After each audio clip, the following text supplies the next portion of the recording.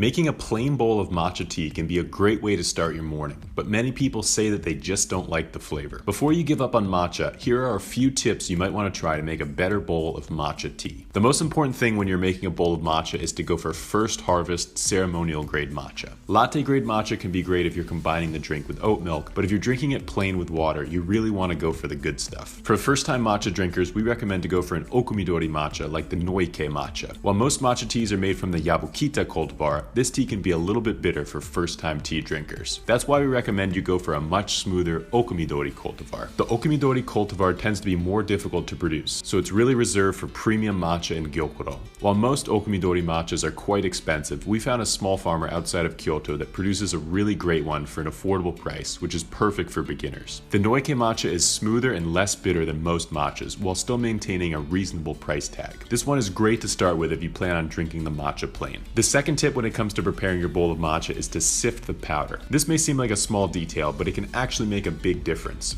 Matcha powder is very sensitive to humidity, so as soon as it's opened up, it will begin to form these clumps. While these clumps don't impact the integrity of the matcha, they don't mix well into the water, and they can make the drinking experience less enjoyable. You want the powder to be mixed evenly into the water, so each sip has the same consistency. The easy way to fix this is to just run the powder through a sifter right before you prepare your bowl of tea. This will give you a nice fine powder at the bottom of the bowl and allow you to mix the tea much more easily. The third tip is to use a higher ratio of matcha powder to water. Just like when you're preparing leaf tea, you want the bowl of matcha to be very concentrated in its flavor. We typically recommend going for 2 grams of powder and 100 milliliters of water, but you can always add more water later if the taste is too strong. This high ratio of powder to water is also important when it comes to creating the foam on top, but that's something we'll discuss a bit later. The important thing for now is that you use 2 grams of powder, 100 milliliters of water, and a temperature between 160 and 175 degrees Fahrenheit. This will ensure that you have a great tasting matcha that doesn't taste too watered down. The fourth tip to make a great bowl of matcha is to use the bamboo tea whisk, or chasen. This is the tool used during the Japanese tea ceremony, and although it's hundreds of years old, it's still the best tool for making these beautiful foamy bowls of matcha. The whisk is made out of a single piece of bamboo, and the 100 bristles move through the water to aerate the tea, creating a nice foam on top. This foam not only makes the tea look nice, it also gives it a smoother and creamier taste. If you don't have one of these at home, the next best thing to use is a milk frother. If you don't have either of these tools at home, the last resort is to shake up the tea in a jar to mix it. This does a good job at creating foam, but the downside is that the matcha doesn't mix as easily and it can form clumps that throw off your drinking experience. Best to just use the bamboo tea whisk and start practicing the whisking technique. Once you get good enough, you can invite friends over and host your own tea ceremony. The fifth and final tip is to whisk your matcha in a bowl. We sometimes see people whisking up their matcha in a glass, but this can be quite difficult because the glass doesn't allow as much space. The best solution is to whisk your tea in a bowl, so you have plenty of room to whisk the tea in these broader zigzag motions. If you really want to get serious about matcha tea, you can go for the chawan, or tea bowl. This is the clay bowl used in the tea ceremony, and it has a few different benefits. First off, the sides of the bowl are higher, so there's less of a chance to spill the tea as you're mixing it. Also, the heavy clay retains heat better, so you can keep your matcha warmer for longer. In the tea ceremony, they will preheat this clay bowl beforehand, so it doesn't take any heat away from the matcha.